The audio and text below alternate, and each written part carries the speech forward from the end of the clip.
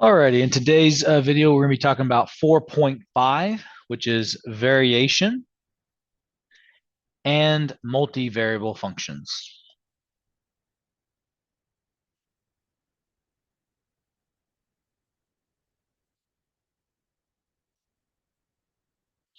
All right, so the big things here are just vocabulary is the big part of this lesson here. One of the ones being direct variation. If you see direct, that simply means to multiply.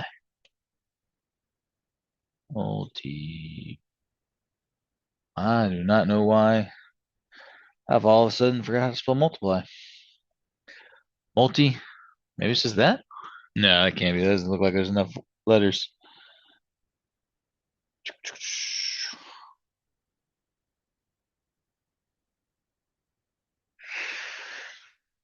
Oh, Oh, that's an MU. Multiply. I think I have it spelled right. Just couldn't read my own handwriting. All right, so multiply. If it is, y'all get it. All right, so direct just means multiply. So meaning if I say y varies directly, directly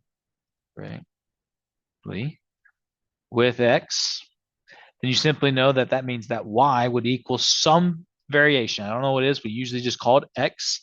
So y varies directly, so that would be your k, with your x value.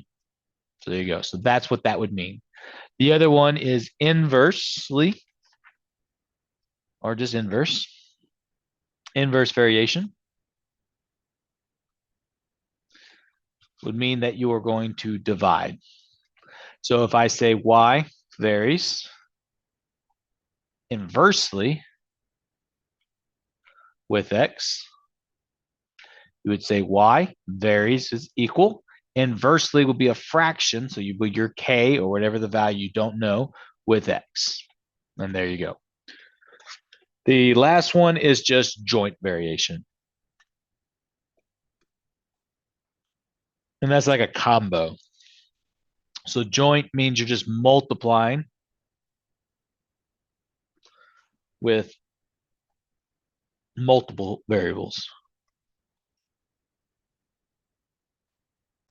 So for instance, I can say y varies jointly, jointly with x and z. So that would mean, all right, so y equals k jointly, so that's times, but now it's x and z. All right. And that's pretty much all the vocab you need to know because that's kind of how it's going to be written to you. All right, so let's work on some problems here to help you out. So on number one, it says that mathematical modeling is the process of finding a function that describes how quantities or variables relate to one another, and the function is called the mathematical model. So that's all we're kind of doing here is mathematically modeling. So number one says A varies directly as the product of B and H. So you write A. Varies is typically your equal sign. The moment you see directly, jointly, inversely, just draw your K because that's what it's relating to. So A varies directly as the product. Product means to multiply, so you can put it in parentheses if you like, B and H. All right. Some just write it like this. Some put a multiplication sign between each one. Doesn't matter to me, but that's basically how you would write it. All right. So look at number 5. This one says R varies inversely as T. So the way I start this, as I say, R varies is with an equal sign inversely. So I'm going to make my fraction bar. I'm going to put my K inversely as T. So there goes my bottom. All right. So again, R varies inversely. So I draw my K and I have my division because it said inversely and then T. So again, just kind of changing words into symbols. All right, so let's look at number 18 now. Let's do some math. So that was just writing out equations. So the next few is just doing the math for it. So this one says, suppose that Z is jointly, so that's equals jointly, so that's going to be k times. So I don't know why I went to didn't even see 13. We'll bounce back to 13. All right, so suppose that z is jointly proportional to x and the cube of y. So that's going to be x and the cube of y. So again, jointly means to multiply, and it's going to be multiply multiple parts there. So it's jointly these together. So you start here to write out the equation, and then the next part, and z is equal to 9,828 when, we don't know what k is, when x is 13 and when y is 6. So now we have to solve for that k. So I just have to simply go, all right, well, 13 times 36. Let's figure out that. So that's 13 times 36. So that's 468. And then I would just divide that by 468. I'm dividing both sides. So then I get k equals. So I get 9,828 divided by 468. And I get k is equal to 21. Now that you have your k, now you can continue it. So now what is z, which I don't know. I now know k is 21 when x is 7 and y is 8. So now I just got to work this out. Nope. Did I not change that? Cube. All right, so this is going to be wrong. Just this part.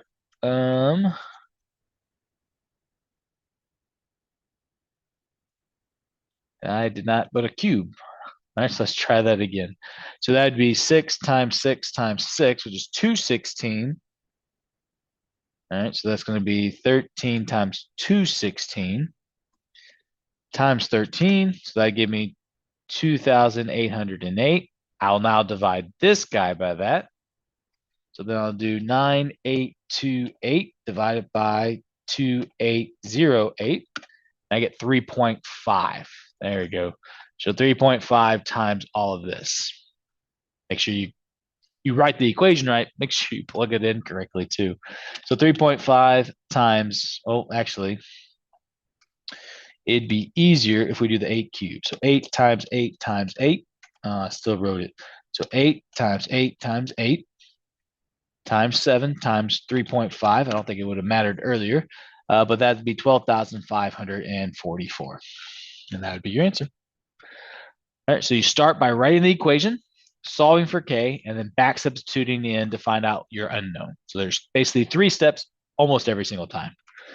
All right, so let's look at number 13. We're going to do quite a bit of them like this. Actually, I think the rest of them are like this. I just try to change the situation and give you some that look like what you see on the homework. So 13. So suppose that y varies, so I'm going to put the equal sign. Go ahead and draw your k. Inversely, so that's division, as the square of x, so that's x squared. And then it tells you the rest. So from here, I'm going to plug in. So that's step 1. Now I'm solving for k. So 3 equals, don't know what my k is, and x is 4 squared. We should start with this one. It'd been a lot easier. So from here, I solve. So this is going to be 3 equals k over 16. So then I'll multiply both sides by 16. And so that gives me 3 times 16. So that's 48. So 48 is my k. So that's the second step. The third step is then to take it and plug it in. So then it says, what is y when x, so I know my k is 48, when x is 8. So this would be 8 squared. So now all I got to do is figure out what 48 over 64 is. So 48 divided by 64 gives me 0.75. And there you go. All right, so go number 21. 21 says the variable a is proportional to b. All right, so there was no directly, inversely, jointly, or anything like that. So when it says proportional, proportional just means like a fraction. So it says a is proportional to the square root of b. So what I do here is I'm then going to equal that to the information given. when A is 15 and B is 9. And we have to solve for what A is when B is 12. So this is your proportion here. So to solve proportions, you just cross multiply and divide. So it's going to be 15 times square root of 12 equals, technically, this is just 3. So this would be 3A. Then I'll divide both sides by 3. So I get 5 square roots of 12 equals A. And then this will give me 3 and 4. Square root of 4 will give me 2. So the square root of 4, because it breaks down into 2 and 2, gives me 2, but then I have to multiply it to that 5 that's already there. So that'd be 10 square root of 3 equals my A. All righty. Give me 1 second. So, I can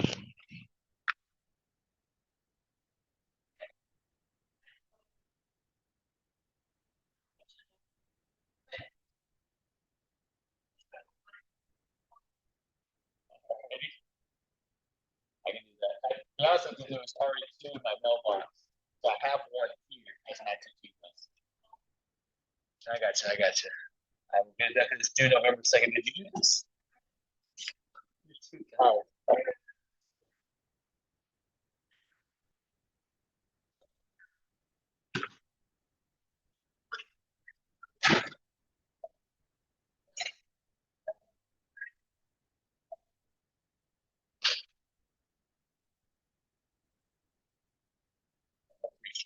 I was wondering like that. I was like, how do you get my name? I just see someone clear my name.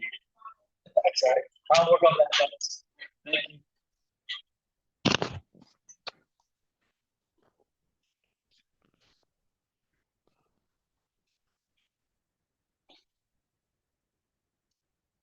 All right, sorry about that. Um, so then we get this. So jumping back, what is the next problem we need to do? Let's work on number 27. All right, so this is the rest of your problems are really just a whole bunch of word problems, but it's the same setup. To just give it some beef. So in this one, it says the distance that an object falls from rest when air resistance is negligible. So we're not going to be talking about air resistance, kind of like your physics problems. But we do know that this distance varies directly. So I'm going to go ahead and just let it be D. You can let it be whatever variables you want, Y, X, Q, whatever. But it says the distance, and then it describes what this distance is. And then it says varies. So that's my equal signs directly. So that's going to be my K and then my multiplication sign as the square of time. So I'm going to let that be T squared. And then from here, we have our equation. Now we plug in what we know. A stone is dropped from rest at 144 feet. So that's my distance. Don't know what my K is in the first 3 seconds. So it's going to be 3 squared. So then I see that this is K times 9. So I'm going to divide both sides by 9. And I see that K would equal 144 divided by 9, 16. So that's my second step. And just like before, I'm then going to figure out the rest. It says, how far does it travel? So I don't know the distance. I now know K is 16 in the first 4 seconds. So that's going to be 4 squared. So in this case, that's going to be 16 times 16. I want to say that's 256, but before I just assume it is. So 256. And then because this is a word problem, it'd be 256 feet. So let's look at another one. Let's look at number 28. Number 28 is a record store manager that observes that the number of records sold, so I'm going to let that be S for sold, seems to vary. So there's my equal sign inversely. So I'm going to draw my K, and then my inversely means to divide as the price per record. So I'm going to just let that be P. If the store, so there's my first step. So if the store sells 840 records per week, when the price per record is $15.99, how many does he expect to sell if he lowers the price to $14.99? So I'm going to solve for K here. So that just means I need to multiply both sides by $15.99. 840 times 15.99. And so I get $13,431.60. And that would be my K value. So then I come over here and that's my second step. So then my third step, again, it says how many does he expect to sell? So I don't know the sale, but I do know K is now 13,004. Ooh, what happened there? $431.60 divided by my price, which I'm going to now lower it to $14.99. And I can see that if I just take my previous number, divide it by $14.99, I'll get about 896 records. Right? So I can see I can sell 56 more, and then they can see how much money that's going to be lost or gained. All right, and so there you go. So that's kind of how you do that. So let's do a few more. Let's look at number 29. 29 says a person's body mass index, known as BMI, is used by physicians to determine if a patient's weight falls within a reasonable guidelines relative to the patient's height. So the BMI, I'm just going to call it BMI, but it's just one variable, varies directly. So that's my equal. K directly means to multiply. As a person's weight, so I'm going to say W, in pounds, and then inversely. So now I'm dividing as the square of a person's height. Big part here in this question, in inches. So the height has to be in inches. So given that, so there's the first part. So given that a 6 foot tall man, so that would be 6 times 12, because you would need to put that in inches. So that's 72 squared, weighing 180 pounds. So it's going to be K times 180. Has a BMI of 24.41. Right, so we're going to use this information to solve for my K. So I'm going to do 72 times 72 to get the 5,184. And then I'm going to multiply that on both sides. So I get 180K. So we're going to take that, we're going to multiply it by 24.41. 126,500 and lost it. Had it in my head and lost it. 541.44. And then I'll take that result and divide by 180. So then divide by 180. And I get 703.008 as my K. So then I come over here and now I'm trying to figure out what is the BMI. I know what the K is now. For a woman that weighs 120 pounds and is 5 feet 4 inches. So that's 60 plus 4. That gives me 64 squared. So I just got to work this out right here. So 64 times 64 is 4096. And so now what I'll do is I'll take the 703.008 times 120 and then divide that by 4096 and I get 20.595. So I'm going to say 20.60 as my BMI. All right. So again, let's do a few more. So let's look at number 38. 38 says the gravitational force F between an object and an earth is inversely. So it's going to be some object inversely proportional to the square of the distance, in this case, d squared. From the object to the center of the earth, if an astronaut weighs 193 pounds, so your force is your weight, that comes from physics. I'll just go ahead and let you know. On the surface of Earth, what will the astronaut weigh 120 miles away? Then it says, assume the radius of the Earth is 4,000 miles. So if I'm standing on Earth, my distance from the center of Earth will be 4,000 squared. This will help me calculate my K. So this will now be 4,000 times 4,000. So it gives me 16 million. And so I'll multiply 16 million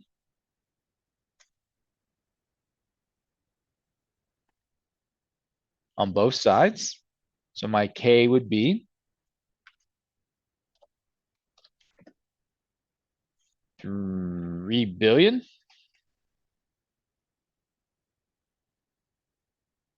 Make sure that's right. Yep. So 3,088,000,000. So I got my K. So then I'm trying to figure out on the same guy, how much will he weigh? Well, I don't know how much he weighs, but now I have my K. And he's now 1,000 miles from Earth. So that means he's 1,000 plus the 4,000. So that would mean that that's going to be 5,000 squared. So now I got to figure out what 5,000 times 5,000 is. So that's 25 million.